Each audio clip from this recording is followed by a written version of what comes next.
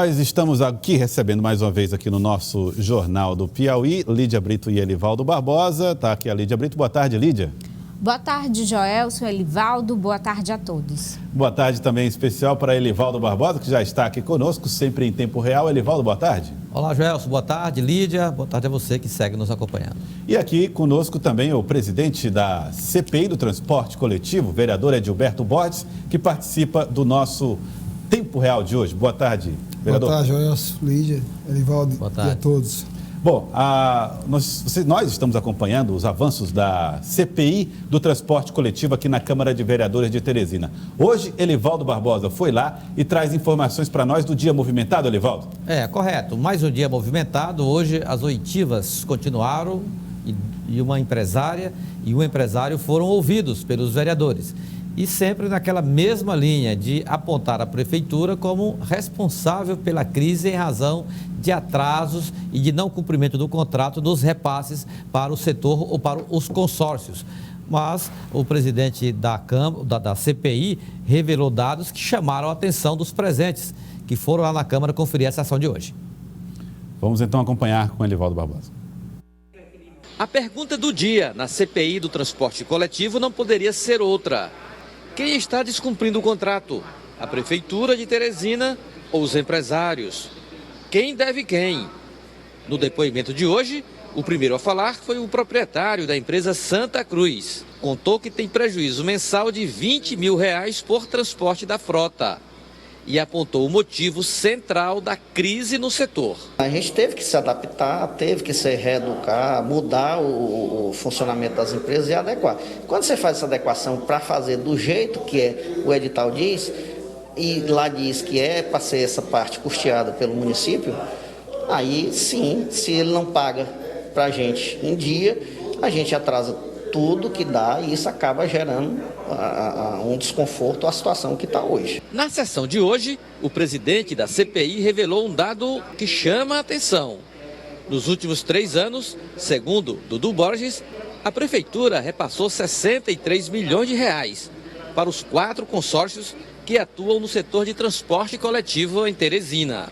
O vereador Paulo Lopes, mesmo fora da composição da CPI, está preocupado com os rumos dos trabalhos. Uma preocupação nossa é de que é importante que se busque alguns erros, alguma dificuldade que possam ter tido com a execução desses contratos, e isso já tem sido dito que a chegada da pandemia em março, isso dificultou muito esse trabalho, mas a gente quer que isso seja uma condução imparcial e que o problema que desde janeiro também se agravou muito aqui na nova gestão e nós não estamos tendo essa resposta. Para o relator, não há tendência de comportamento parcial na CPI do transporte coletivo. O esforço é encontrar os reais motivos para a crise no setor em Teresina. Nós estamos escutando vários empresários, estamos escutando várias autoridades, técnicos, para que essa CPI possa ser o mais imparcial possível. Esse é o intuito dessa casa, esse é o intuito do presidente Jeová Alencar, que conversa diariamente com os membros dessa comissão para que o trabalho possa ser feito com seriedade e de forma imparcial. Bom, presidente da CPI, Edilberto Borges, Dudu, vereador Dudu, qual é a posição do senhor como presidente diante das declarações? Há esse risco de parcialidade na CPI? Não poderemos ter risco de continuar com o transporte público da forma como está. Aqui não precisa CPI, não precisa ser expert no sistema de transporte público. Só basta a gente perguntar para a população como é que é o transporte público da nossa cidade. Que hoje a gente já vê o desespero de trabalhadores, mas também da classe empresarial. O próprio Cindy Lojas já se manifestou publicamente que esta lenga-lenga está prejudicando substancialmente a economia. E a Câmara tem um papel fundamental. 24 vereadores assinaram essa CPI, só era necessário 10, e nós temos o papel de investigar a execução dessa licitação e estamos fazendo, iremos ao final apresentar uma solução, uma saída, um caminho, e doa quem doer, esses fatos vão vir à tona como estão vindo. Cada depoimento, cada empresário que chegou depondo nessa CPI, cada um traz uma surpresa estarrecedora. para a população, não é para a CPI, né? Para a população, que agora está tendo a oportunidade de acompanhar as oitivas dos empresários que compõem o sistema. Lídia Brito.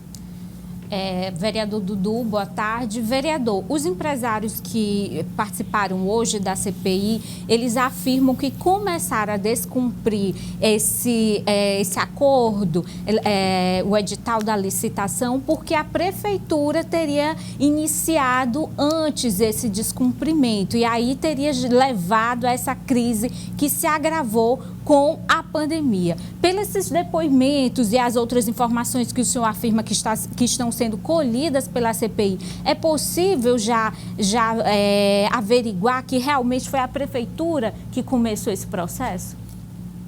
Pelo contrário, teve empresário que disse que o que veio degradar o transporte público foi a licitação. Que antes de 2015 era tudo normal. Empresário que já depois. 2.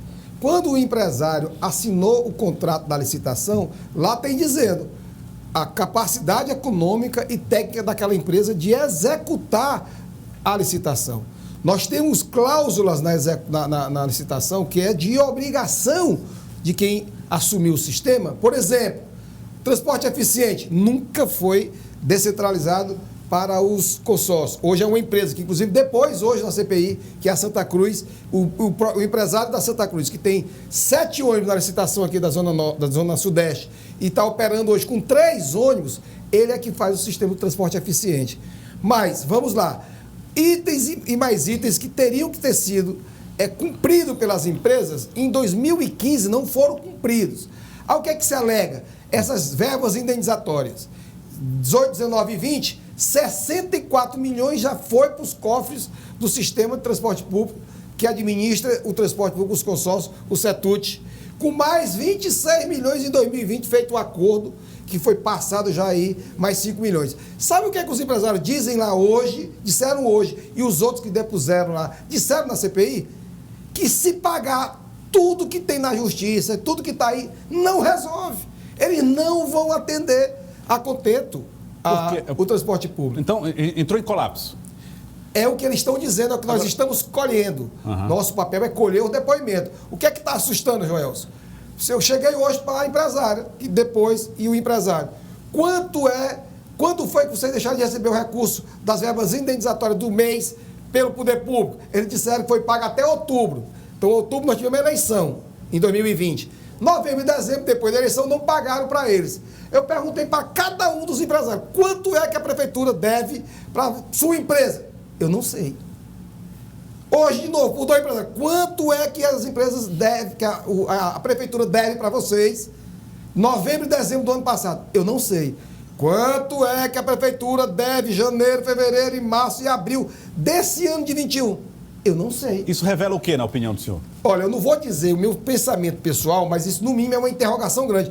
O empresário, eu dizia hoje para a empresária, o CNPJ é seu. Se tiver uma questão trabalhista, quem responde é a empresa Taguatu, é a empresa que está lá executando. Se tiver uma questão tributária, enfim, é o CNPJ que responde. Ela disse lá, inclusive, todas as despesas mês. Mas quando eu perguntei, e a receita? Eu não sei. Foi isso que foi dito lá. Presidente, isso aí é uma situação parecida, pelo que eu vi agora o senhor explicar. É como se fosse o seguinte, vou fazer aqui uma analogia.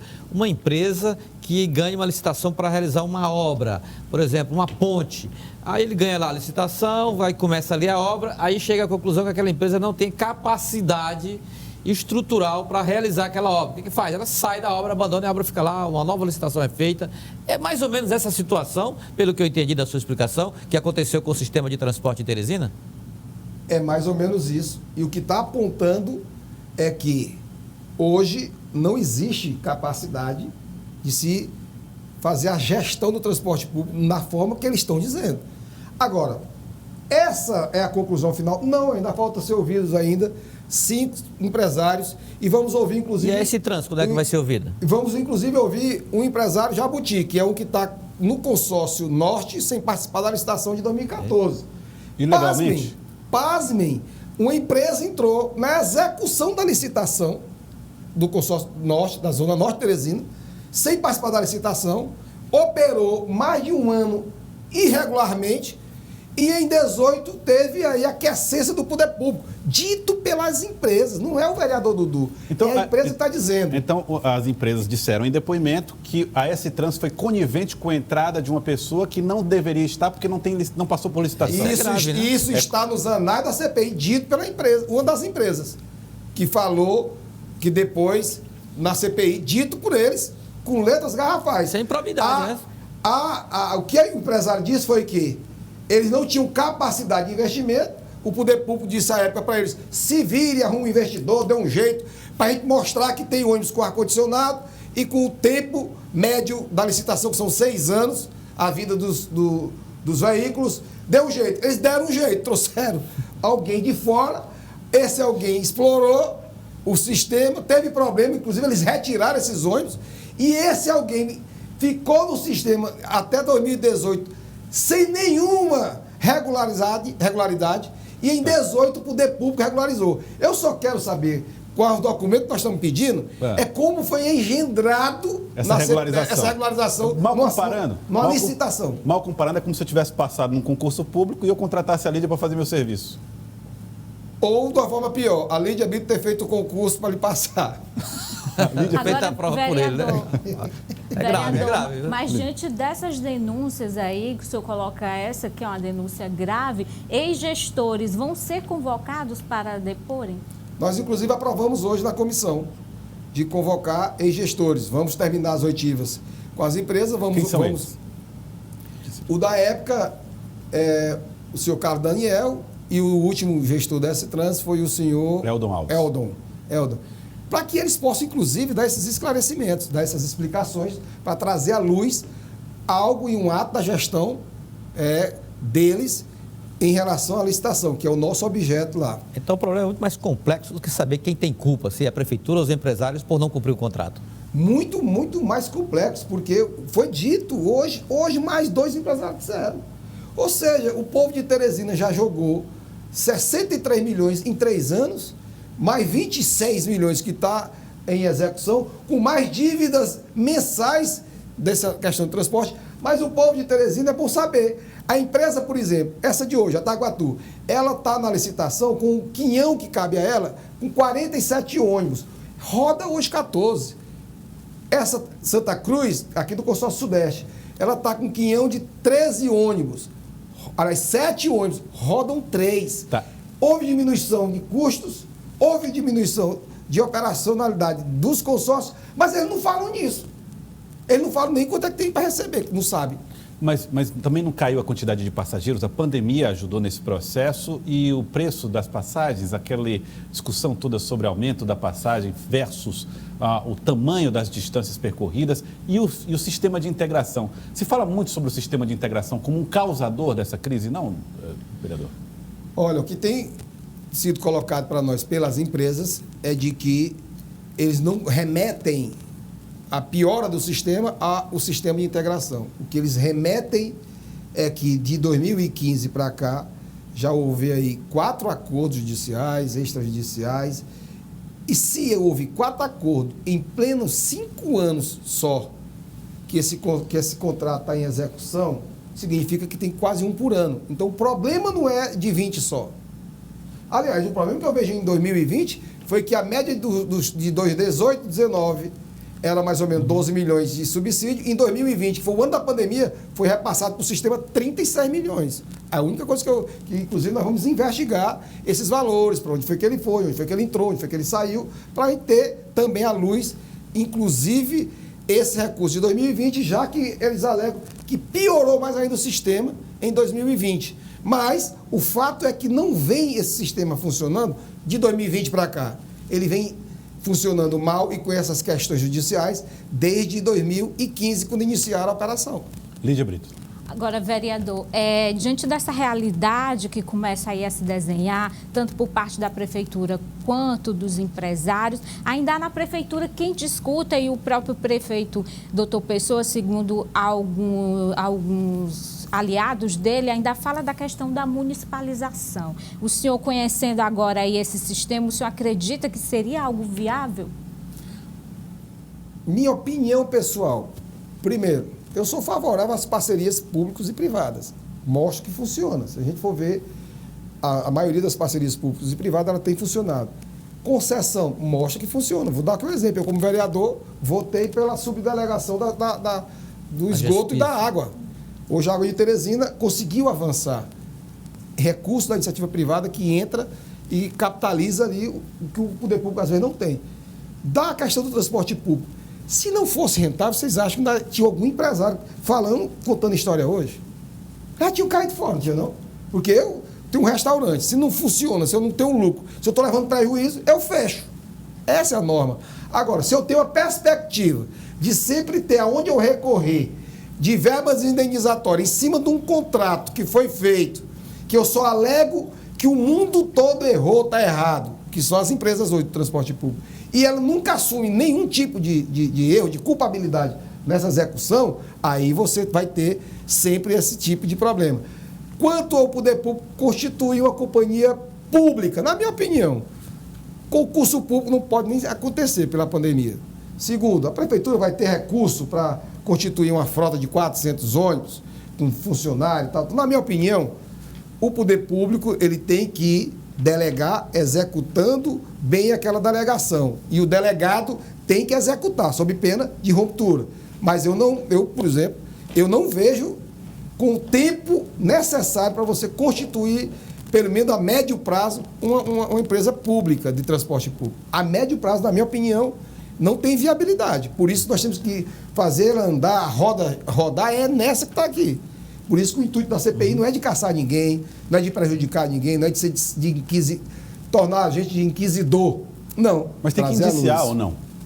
Tem que indiciar, não é a CPI? Não, vai ter que apontar. A CPI, ela tem o poder de investigar, ela tem o poder de justiça, só não tem o poder ápice da justiça, que é o de julgar, de sentenciar, como você está dizendo. Mas com certeza nós iremos apontar, como já estamos acolhendo essas informações e trazendo à luz para que a gente comece aí, no andar dessa CPI, a apresentar uma saída, realmente uma saída para resolver esse problema do transporte público. Vereador, da política, queria aproveitar a sua presença. Já estão aí na base governista em andamento discussões sobre composições partidárias para o próximo ano. E há a tendência de enxugamento da estrutura partidária governista.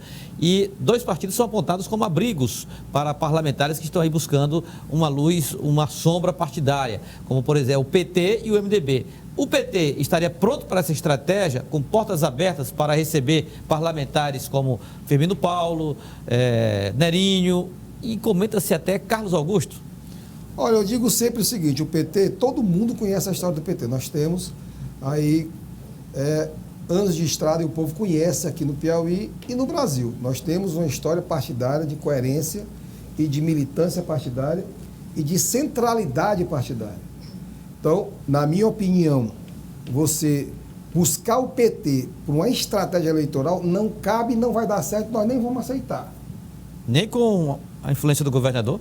O governador conduz o processo como um todo, é a maior referência que o PT tem no Piauí e uma referência nacional. Mas a estratégia eleitoral proporcional vai caber o PT conduzir. O que é que eu estou dizendo? O sentimento que eu vejo. Eu vi declarações de que ou vem para o PT ou para o PP. Será se quer vir construir o partido ou quer fazer uma chantagem para ir para o PT? Eu vi declaração, por exemplo, de pessoas que hoje querem ir para o PT. Eu fui um dos que conversei, por exemplo, com o deputado Carlos Augusto lá em 2018, 2017, dizendo que ele era bem-vindo ao PT, e ele me disse com letras garrafais à época. Ele não vai desmentir uma verdade. Vereador Dudu, gosto muito do PT, tenho muitos amigos, me sinto muito identificado com o PT, mas se eu for para o PT, eu perco a eleição, meu eleitorado não vota em mim. E nós não queremos que ele perca o mandato, nós queremos que ele seja reeleito. Então nós vamos causar um prejuízo eleitoral para o coronel Carlos Augusto, deputado Carlos Augusto. Eu vou bater palma e torcer para ele ser reeleito bem, longe bem do como PT. Nós do PT elegemos aí 7, 8 deputados. Mas nós não vamos atrapalhar a estratégia de ninguém. O PT não mudou e o PL também não. Nem ele mudou como deputado. Então, nós não vamos querer prejudicá-lo. Eu fiquei com a impressão que você ficou um pouco magoado com ele pelo convite não aceito na época. Não, pelo contrário. Eu entendi, tanto é que ele estava correto, ele foi eleito. E se ele vier para cá e perder a eleição, vai botar a culpa em nós. Deus me livre dessa culpa do Firmino PT. Paulo, que já tem até bases petistas aderindo à reeleição dele. O deputado Firmino Paulo é outro candidato, é outro deputado que aderiu ao governo, tem outras legendas, na minha opinião. Porque o problema é o seguinte, nós no PT temos um grupo de pré-candidatos, de deputados que querem trabalhar o fortalecimento do partido e tem uma estratégia para a gente eleger 8, 9 deputados estaduais. E nós sabemos o que é ralar para construir essa legenda. Eu me lembro que 1 ano, 2 anos atrás, se alguém dissesse para algum desses deputados, ou qualquer outra pessoa com liderança, ei, vinha PT, o cara corria léguas. Deus me livre. Agora, nós continuamos firme e forte lá, provando a inocência do Lula, defendendo a bandeira do PT, defendendo o legado do PT no Brasil e aqui no Piauí, e mantivemos essa legenda viva, revigorada. Então, não vai ser qualquer tipo de estratégia que vá passar de goela abaixo, na minha opinião, no PT. Agora, vereador, o senhor coloca aí que é uma decisão do partido, mas a gente lembra que em 2018 o PT queria uma estratégia, o governador Wellington Dias acabou forçando ali o chapão e foi contra ali o desejo dos parlamentares do partido. Tem gente ainda hoje no PT que se sente prejudicada com essa estratégia. Se o governador entender que é o melhor para a base, para manter essa base unida, o PT de alguma forma vai ter que ceder. Só fazendo aqui um paralelo de 2018 para 2022. Em 2018, a aliança proporcional era permitida. Então, nós não abrimos legenda para vir para o PT. Fizemos uma composição de legenda. Sim, mas eu estou falando de estratégia. Agora, em 2018, tínhamos problema, inclusive, com a indicação do vice. A estratégia foi de indicar um vice do PT, a vice, que faz um trabalho brilhante, a Regina Souza. E, para isso, nós tivemos que realinhar e readequar toda a estratégia do partido. Tanto é que o PT perdeu uma vaga de deputado. Nós obtivemos 330 mil votos de deputados estaduais, dava para ter sido eleito 6 deputados estaduais. Como teve a composição, nós perdemos uma vaga, ficamos com 5. Em compensação, o PT indicou a vice. Houve ali uma readequação e, naquele momento, era permitida a aliança proporcional. Então, nós nos aliamos a partido. É diferente agora. Você está jogando para dentro do partido outro tipo de forma de se trabalhar a estratégia partidária e a construção que nós temos de mais de 40 anos. Então, diferente. O PT não aceita essa estratégia? Não, eu estou dizendo que vai ser discutido, eu só estou dando minha opinião. PT só raiz. Eu não estou dizendo que é PT só raiz, até porque nós queremos ampliar as bases do partido e vamos ampliar as bases do partido. Agora, nós não vamos pegar a nossa raiz e cortar ela com as próprias mãos. Tá. Antes eles corriam léguas do PT, agora vocês botam eles para correr. O vereador Gilberto Borges, obrigado pela participação aqui no Jornal do Piauí de hoje. Muito obrigado. Prazer sempre. Bom, Elivaldo, vamos falar aqui rapidamente do PSL. Elivaldo, você conversou com o presidente do partido, Luiz André. Que na segunda-feira conversou com a direção nacional, o vice-presidente nacional, Antônio Rueda, e já definiu mais ou menos, Joelson, uma estratégia para o PSL no estado do Piauí, e ele mesmo revela como será essa estratégia. Vamos acompanhar com o Elivaldo Barbosa. O partido está se organizando em todo o Brasil e aqui no Piauí não é diferente. Nós vamos focar na eleição de um deputado federal, principalmente, e também fazer a chapa de estadual, mas nós vamos focar em federal, mas no Piauí nós vamos ser protagonista e a oposição ao governo do estado aqui no Piauí. E hoje o pré-candidato que já está posto é o senador Ciro Nogueira. E nessa possível composição com progressistas, caberá o PSL na chapa majoritária de oposição no Piauí? Eu acredito que ele vai ver nomes, né? Inclusive, ele comentou que a nível de Senado, quem tiver melhor nas pesquisas, quem tiver atrair um nome de peso que o povo possa querer na chapa majoritária, mas o PSL ele não está preocupado em participar obrigatoriamente da chapa majoritária, mas nós vamos focar na eleição de um deputado federal aqui no Piauí e quem sabe com 40 mil votos poderá conseguir ganhar a eleição aqui no Piauí. Elivaldo Barbosa, o PSL que passou por tudo, desde a filiação até a saída do presidente da República, muitas coisas aconteceram na sigla. Exatamente. Eles fazem agora um alinhamento, Jorge, eu percebi lá, um alinhamento nacional, Lídia, até para esperar, quem sabe, até uma volta de Jair Bolsonaro. Está tirando do partido aquelas figuras que são contra o Bolsonaro. Por exemplo, lá em São Paulo, Joyce Hasselmann. Ela, se for candidata, será por outra sigla, não pelo PSL. E o Bivar? Não, o Bivar segue, porque o Bivar é o presidente, né? Pois é, ele se realinha. Ele conduz o partido no sentido de oferecer legenda, porque dificilmente o PSL estará em outra esteira, em outro segmento que não seja aquele campo que está presente ou liderado pelo Jair Bolsonaro. É difícil. É verdade. Lídia Brito, vamos falar agora do PSDB, Lídia. Hoje o PSDB filiou 2 ex-prefeitos, né? Estão de volta à União Tucana de Teresina, o ex-prefeito Silvio Mendes e o ex-prefeito Chico Gerardo. Os dois assinaram hoje, como a gente está vendo aí, a ficha de filiação. Estão de volta ao PSDB com essa missão, Elivaldo, de tentar aí ajudar nesse processo de reconstrução do PSDB aqui no Piauí. Esses 3 nomes, Edson Mello, Luciano Nunes e Marden Menezes, foram às casas de Silvio Mendes e Chico Gerardo, Lídia?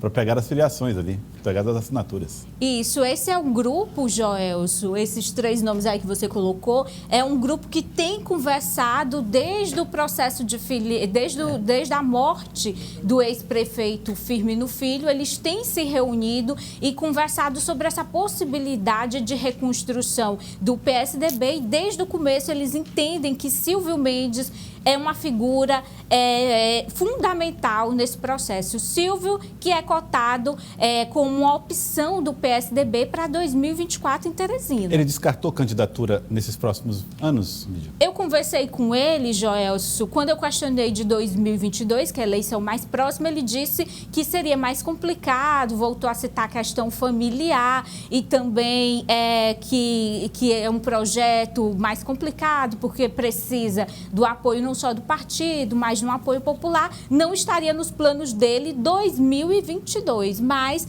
não descarta aí projetos futuros no PSDB.